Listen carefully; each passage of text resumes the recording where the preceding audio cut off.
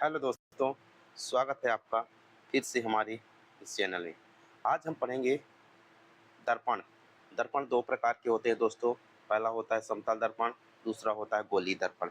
हम दोनों दर्पणों को पढ़ेंगे।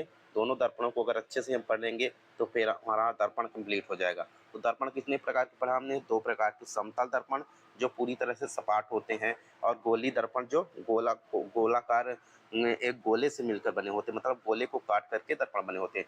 तो गोलाकार दर्पण कितने प्रकार के होंगे? फिर दो प्रकार के, अवतल दर्पण और उत्तल दर्पण। तो हम पहले समतल दर्पण देखते हैं क्या होता है समतल दर्पण। ठीक, तो समतल दर्पण क्या होता है कि प्लेन मिरर, वो मिरर जिसमें हम अपना चेहरा देखा करते हैं। प्लेन मिरर मतलब पूरी तरह से सपाट मिरर। प्लेन मिरर बनता कैसे है? जिस दर्पण के परावर्तक सतह को पूरी तरह सपाट होती है, मतलब परावर्तक सतह क्या होती है? पूरी तरह सपाट होती है, उसे हम समतल दर्पण कहते हैं। सपाट मतलब एकदम क्लीन। समतल दर्पण एकदम ऐसे होता है, एकदम क्लीन होता है, सपाट होता है। ठीक, और उसको बनाया कैसे जाता है? तो इसके एक तरफ क्या कर दिया जाता है, किसी चमकीली धातु जैसे पारा या चांदी का लेप करके उसके ऊपर सिल्वर नाइट्रेट का लेप करके बनाया जाता है। मतलब एक तरफ पूरी तरह पहले कांच होता है, कांच के एक तरफ सिल्वर नाइट्रेट का लेप कर देते हैं तो एक तरफ पूरी तरह बंद हो जाता है, दूसरी तरफ हमारा चेहरा दिखता है। ऐसे चेहरा दिखता है जब प्रकाश की किरणें दर्पण में पड़ती है और दर्पण से परावर्तित होकर के हमें इमेज दिखाई देती है। ठीक, तो हमें बस इसमें क्या पढ़ना होता है, इमेज कैसे दिखाई देती है, कितनी बड़ी दिखाई देती है, कितनी दूरी में दिखाई देती है। समतल दर्पण अगर ये सारी चीजें हम पढ़ लेंगे, समतल दर्पण सारा क्वेश्चन हमारा कंप्लीट हो जाएगा। ठीक, अब देखते हैं कि समतल दर्पण एग्जाम एग्जाम में हमारे लिए क्या महत्वपूर्ण है। समतल दर्पण में एग्जाम में हमारे लिए महत्वपूर्ण क्या है, ये देखो, ये क्या है, एक समतल दर्पण है। इसके एक तरफ सिल्वर नाइट्रेट को लेप कर दिया गया। एक तरफ जब लेप कर दिया जाता है, यहाँ पर कोई वस्तु रखी है। यहाँ पर से जितनी दूरी पर वस्तु रखी है, देखो पीछे प्रतिबिंब भी उतनी दूरी पर बनता है। और प्रतिबिंब चूंकि ये दर्पण के पीछे बनता है, इसलिए इसे आभासी प्रतिबिंब कहते हैं। क्यों? क्योंकि वास्तव में कोई किरणें नहीं मिलकर के इमेज बनाती, बल्कि आभास रूप से आभास हो रहा है कि हाँ इमेज बन रहा है, कोई किरणें मिल रही है। ठीक दोस्त, तो इमेज जो है सबसे पहले इसका प्रतिबिंब ऐसे बनता है, आभासी प्रतिबिंब बनता है। आभासी प्रतिबिंब बनता है और सीधा होता है। प्रतिबिंब कैसे होता है? सीधा होता है। सीधा मतलब होता है कि जैसे हमने देखा, हमारा सर ऊपर है तो हमारा सर ऊपर ही रहेगा, पैर नीचे है तो पैर नीचे ही रहता है, इस तरह सीधा होता है। लेकिन पार्श्व उल्टा बनता है। आपने दर्पण में देखा होगा कि इधर वाला हाथ अगर करेंगे तो देखो इधर हो जाता है, इधर वाला हाथ इधर हो जाता है, कान इधर वाला इधर, आंख इधर वाली इधर।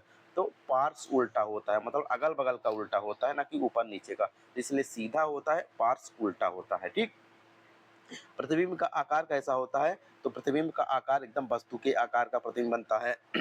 पार्श्व उल्टा हमने पढ़ चुका कि इसका इमेज जो है पार्श्व उल्टा बनता है, मतलब दाएं का बाएं और बाएं का दाएं बनता है, दाएं का बाएं और बाएं का दाएं बनता है।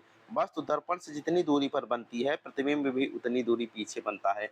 यहाँ पर वस्तु रखी है, मान लो वस्तु 5 मीटर की दूरी पर रखी है, तो प्रतिबिंब भी हमारा पीछे इसके 5 मीटर की दूरी पर बनेगा। मतलब दर्पण से जितनी दूरी पर वस्तु रखी है, प्रतिबिंब भी दर्पण से उतनी ही दूरी पर बनता है।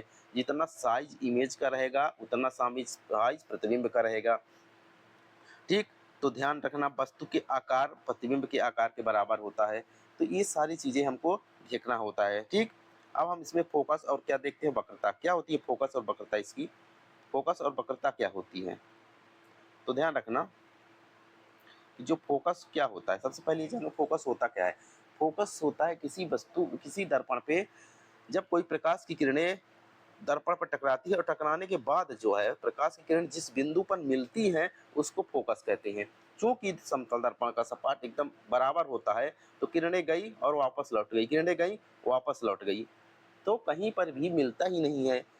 तो प्रतिबिंब जब मिलता ही नहीं तो फोकस कहाँ बनेगा? इसलिए जो है इसकी फोकस दूरी अनंत मान लेते हैं। फोकस दूरी क्या मानते हैं? अनंत। मतलब ये प्रतिबिंब अनंत पे जाके कहीं मिलेगा। कहाँ पर? अनंत पर दो किरणें आपस में मिलेगी तो कहीं अनंत में जाकर के प्रतिबिंब बनेगा, तो इसका प्रतिबिंब अनंत मानते हैं। चूंकि फोकस दूरी अनंत है तो वक्रता त्रिज्या भी अनंत होगी। क्यों? क्योंकि वक्रता त्रिज्या फोकस दूरी की दुगनी होती है। ये हमारा दर्पण है, तो फोकस अगर यहाँ पर बना, ये तो समतल दर्पण है। अगर मान लो ये अवतल दर्पण है, तो अवतल दर्पण में फोकस यहाँ पर है, तो वक्रता त्रिज्या यहाँ पर होगी। तो फोकस दूरी के 2 गुना होती है कौन? वक्रता त्रिज्या। जब फोकस दूरी ही अनंत है तो वक्रता त्रिज्या का कोई सवाल ही नहीं, वो भी अनंत ही होगी। तो इसमें फोकस दूरी और वक्रता त्रिज्या दोनों अनंत होती है। आवर्धन क्या होता है? आवर्धन क्या होता है? देखो, वस्तु का कितना साइज है और प्रतिबिंब का कितना साइज है, दोनों के अनुपात को आवर्धन कहते हैं। चूंकि आवर्धन, समतल दर्पण का आवर्धन +1 होता है। +1 क्यों होता है? समतल दर्पण का जो आवर्धन होता है +1 क्यों होता है? क्योंकि इसका मतलब होता है कि प्रतिबिंब की जो होता है वो वस्तु के बराबर उसका इमेज होता है प्रतिबिंब का, इसीलिए उसका साइज, उसका +1 आवर्धन होता है। ये क्वेश्चन भी ध्यान में रखना है, क्योंकि प्रतिबिंब ना तो बड़ा होता है ना तो छोटा है होता है। जितना बड़ा प्रतिबिंब इमेज उतनी बड़ी प्रतिबिंब होती है समतल दर्पण में, इसीलिए उसका आवर्धन क्षमता +1 होती है। ठीक, अब आवर्धन मतलब होता है कि वस्तु की लंबाई और प्रतिबिंब की लंबाई का अनुपात बराबर होता है। अगर कोई वस्तु, इम्पोर्टेंट है, अगर कोई वस्तु भी वेग से दर्पण की ओर आ रही है तो उसका प्रतिबिंब भी वेग से आएगा, ये भी ठीक है।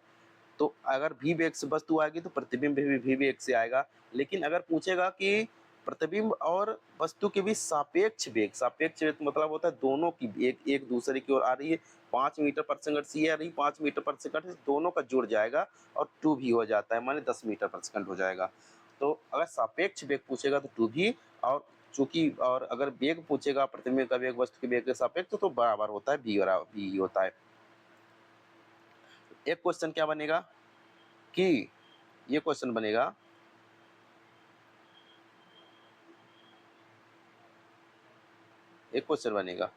कि अपना व्यक्ति जो है, कोई भी व्यक्ति अपना पूरा इमेज देखना चाहता है।